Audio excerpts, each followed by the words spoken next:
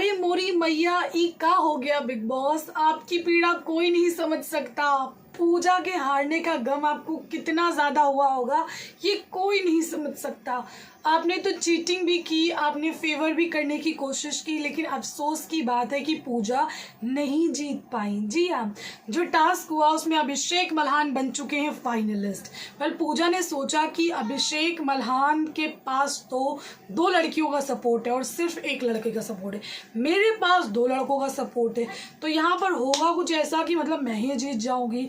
In fact उन्होंने बीच में तो कह दिया कि अभी जो है ना, मेरे को एक सपोर्टर चाहिए जो मेरे को रिप्रेजेंट करेगा, मतलब मैं ये टास्क नहीं खेल पाऊंगी। Bigg Boss no I can't play this game, मेरे से नहीं हो पाएगा। तो बिग बॉस ने फेवर कर दिया, चलिए आपकी जगह पे कौन खेलेगा, जैड का नाम लिया, क्योंकि जैड ना बहुत ही अग्रेसिव तरीके से खेल रहा था। पूजा ने कहा ये बंदा मेरे को लेके जाएगा, फाइनलिस्ट बनाएगा मेरे को ये। उसके बाद फाइनलिस्ट कैसे कोई बनाएगा?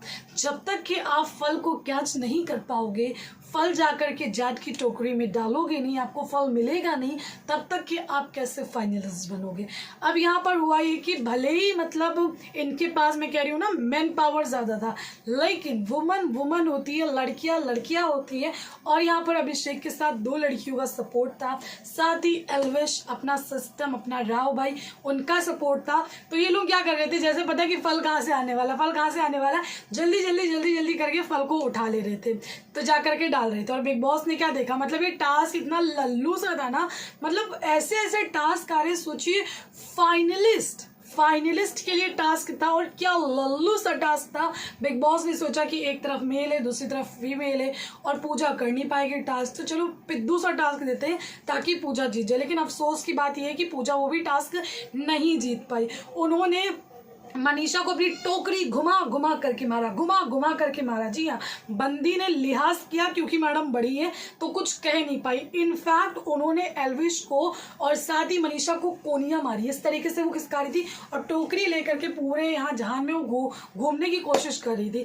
लेकिन बिग बॉस ने देखा कि अरे इनके पास तो फल भी नहीं आ पा रहा है, इनके पास फल भी नहीं है, चलो टास्क को खत्म करो। जी हाँ, बहुत ही कम समय में ये टास्क खत्म हो गया, क्योंकि ये देख लिया बिग बॉस ने, पूरा जो फोकस था ना वो पूजा की टोकरी पर जा रहा था। बिग बॉस स्कैन कर रहे थे पूजा की टोकरी को ऊपर से लेकर नीचे तक कि फल कितने देखे, तो फल देख लिए, काफी कम फल है। उसके बाद यहाँ पर बिग बॉस ने कहा कि इसका कुछ नहीं हो पाएगा, हम ना जिता पाएंगे, क्योंकि इसने सोचा कि मैं तो ओवर स्मार्ट हूँ, चलो जैड को रख दूंगी।